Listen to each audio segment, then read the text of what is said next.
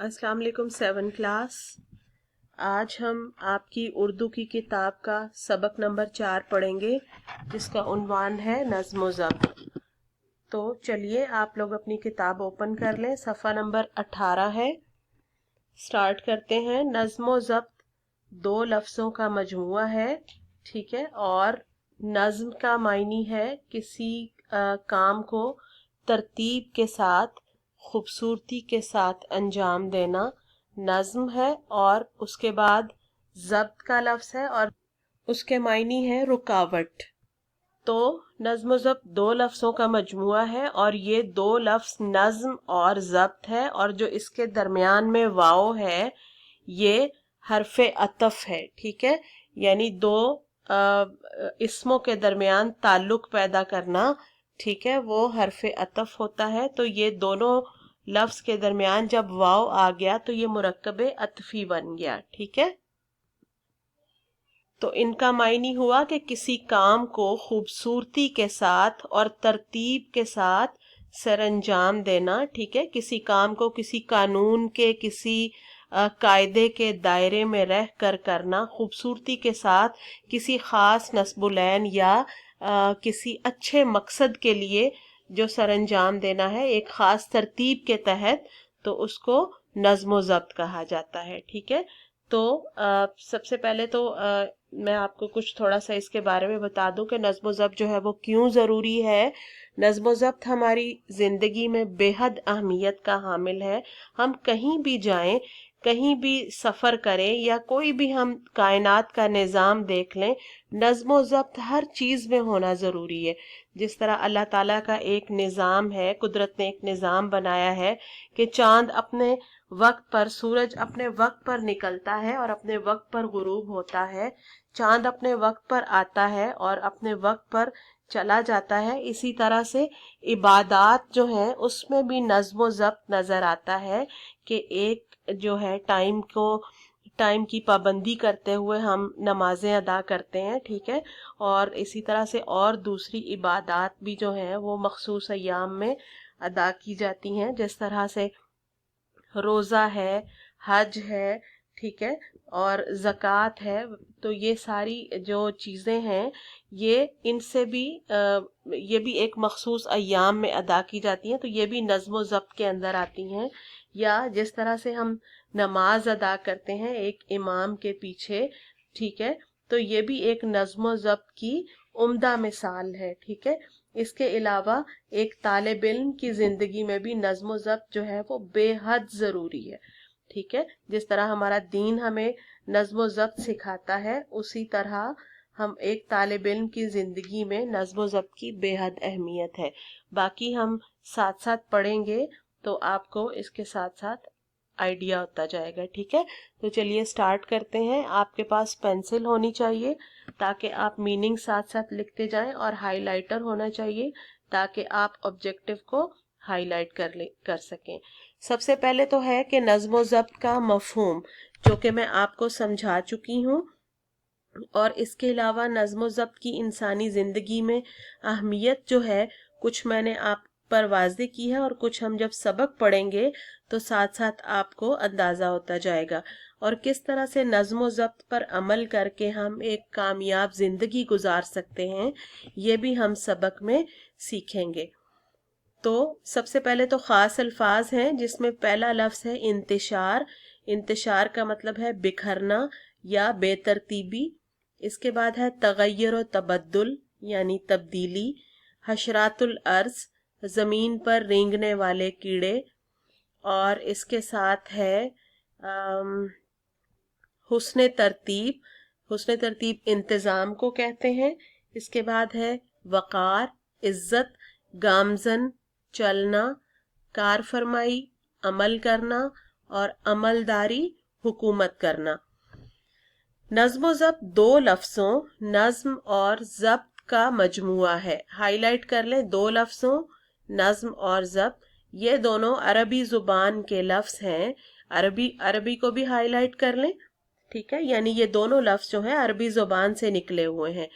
नज़्म के मायनी है लड़ी में पिरोना और तरतीब देना, जबकि ज़ब्त के मायनी है रुकावट। اس کا مطلب یہ ہوا کہ اپنے کاموں میں کسی قانون اور قاعدے کی پابندی کرنے کا نام نظم و ضبط ہے۔ ذاتی مفادات اور خواہشات کو روک کر اپنی صلاحیتوں کو کسی اعلیٰ نصب العین کی خاطر منظم کرنا نظم و ضبط کہلاتا ہے۔ یعنی ہم اپنے ذاتی فائدے جو ہیں، اپنے پرسنل جو فائدے ہیں وہ، اور ہماری جو خواہشات ہیں، ہماری جو ڈیزائرز ہیں، ان کو روک کر ہم اپنی صلاحیتوں اپنی سمجھ بوجھ، اپنی قابلیت، اپنی ایبیلٹیز جو ہیں، ان کو کسی بہترین مقصد کے لیے، اعلیٰ نصب العین، کسی بہترین مقصد کی خاطر منظم کرنا جو ہے وہ نظم و ضبط کہلاتا ہے۔ ہم یہ بھی کہہ سکتے ہیں کہ نظم و ضبط حسن ترتیب کا دوسرا نام ہے۔ ہائی لائٹ کریں حسن ترتیب کو بھی اور نظم و ضبط کو بھی۔ جو لوگ نظم و ضبط کی پابندی کرتے ہیں ان کی زندگی اصول و ضوابط کے مطابق گزرتی ہے۔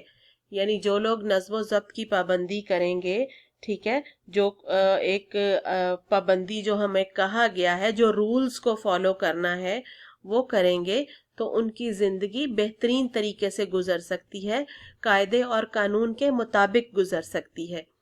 ان کے ہر کام میں ایک سلیقہ اور ترتیب نظر آتی ہے، ٹھیک ہے۔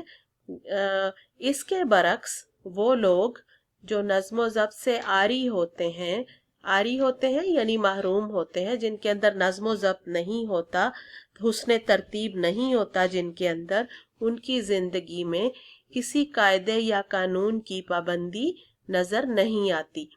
قاعدے یعنی کسی طریقے کی۔ ایسے لوگوں کی زندگی بے سلیقہ اور بے ترتیب گزرتی ہے۔ بے سلیقہ اور بے ترتیب، بکھری ہوئی، ٹھیک ہے۔ زندگی کے ہر شعبے میں نظم و ضبط کی پابندی ضروری ہے۔ نظم و ضبط کو ہائی لائٹ کر لیں۔ جو لوگ نظم و ضبط کو اپنا شعار بناتے ہیں ان کی زندگی سکون سے گزرتی ہے۔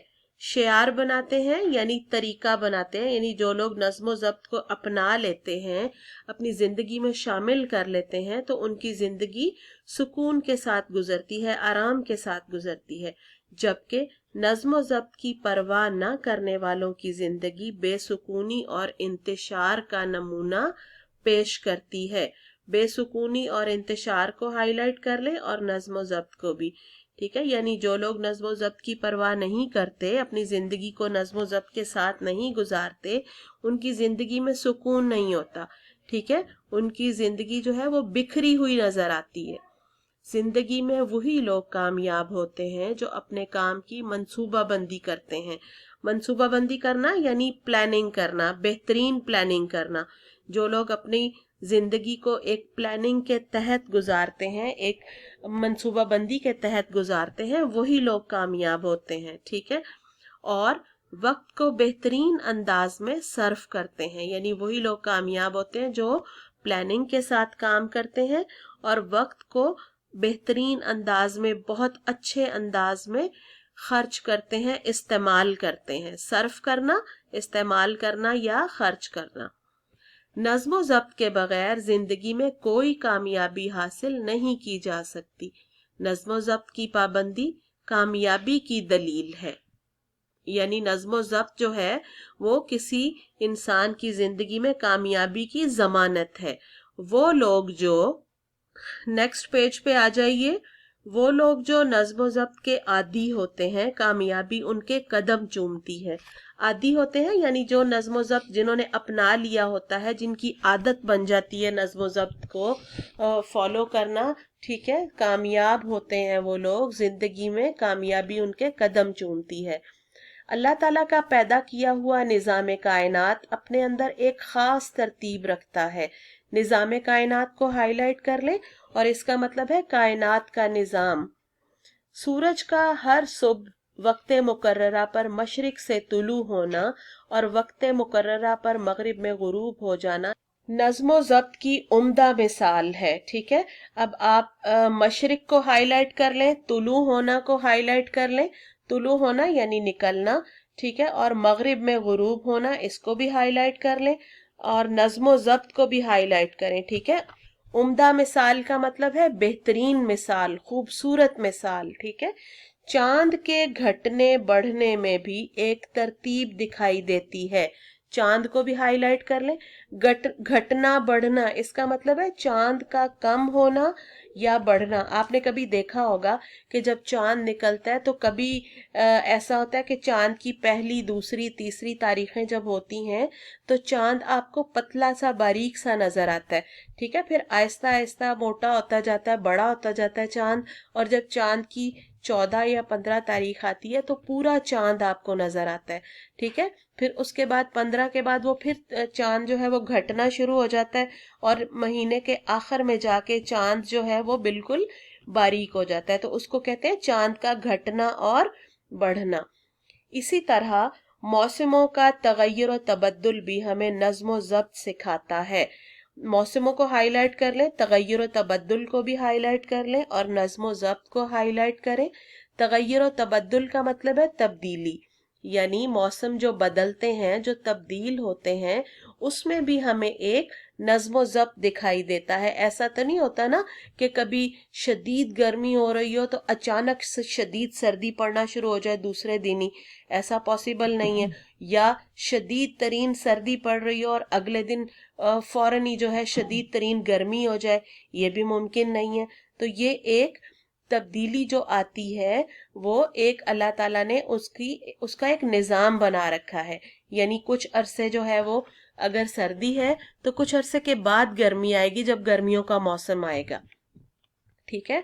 तो ये सारा अल्लाह ताला का जो निज़ाम कायनात है बनाया हुआ अल्लाह का, ये एक खास तरतीब रखता है अपने अंदर। इस निज़ाम फितरत से इंसान को सबक मिलता है कि वो भी अपने हर काम में हुस्ने तरतीब से काम ले।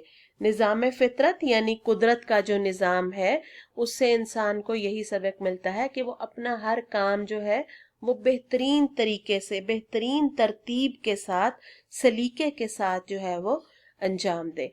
परिंदे, जानवर और हशरातुल अर्ज भी नज़्म व ज़ब्त का ख्याल रखते हैं। हशरातुल अर्ज का मतलब है छोटे छोटे कीड़े जो जमीन पर रेंगते हैं, वो भी नज़्म व ज़ब्त का ख्याल रखते हैं। हाईलाइट करें नज़्म व ज़ब्त को और हशरातुल अर्ज को। दिन भर दाना दुनका चुगने के बाद जब परिंदे शाम को वापस अपने घोंसलों में जाते हैं तो वो एक खास तरतीब से उड़ते हैं, ठीक है। आपने कभी देखा होगा कि जब परिंदे शाम को वापस अपने अपने घरों को जा रहे होते हैं तो वो एक लाइन में उड़ते हुए जा रहे होते हैं, एक खास तरतीब के तहत उड़ते हुए जा रहे होते हैं। ऐसे नहीं होता कि परिंदे एक दूसरे के आगे पीछे भागे जा रहे हैं, ऐसा बिल्कुल नहीं है। एक तरतीब के तहत वो चल रहे होते हैं, उड़ के जा रहे होते हैं। शहद की मक्खियों की जिंदगी का मुताला करें तो हमें मालूम होता है, मुताला करें यानी गौर करें, जायजा लें, ठीक है। शहद की मक्खियों, इसको हाईलाइट भी कर लें कि इस नन्ही मखलूक की जिंदगी किस कदर मुनज़्ज़म और बाकायदा है। मुनज़्ज़म और बाकायदा यानी कितनी तरतीब है उनकी जिंदगी में, ठीक है। चींटी अगरचे कमजोर मखलूक है, मगर कभी आपने उसे चलते देखा है? क्या मजाल जो कोई कितार की खिलाफ वर्जी करती नजर आए, ठीक है। मजाल यानी किसी की जुर्रत नहीं है उनमें से कि कोई एक भी जो है वो कितार की यानी या लाइन की खिलाफ वर्जी करे, कानून को तोड़ती हुई नजर आए इसको। ऊंटों को सहरा में चलते देखिए, हर ऊंट सीधी कितार में दिखाई देगा। आज हम यहीं तक पढ़ेंगे बच्चों, ठीक है। कल हम नेक्स्ट पार्ट इसका स्टार्ट करेंगे। तो जो ऑब्जेक्टिव आपको मैंने हाईलाइट करवाया है, आपने उसको अच्छे से याद कर लेना है। इसके अलावा जो अल्फाज आपको मायनी साथ साथ लिखवाए हैं वो भी आपको पता होने चाहिए, और हर मुश्किल लफ्ज़ जो है आपने उसकी रिटन प्रैक्टिस ज़रूर करनी है ताकि आपको डिफ़िकल्ट वर्ड्स जो हैं उनको लिखने में आसानी हो।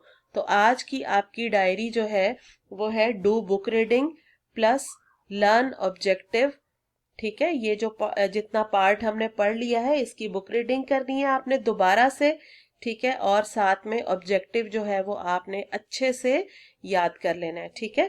Thank you.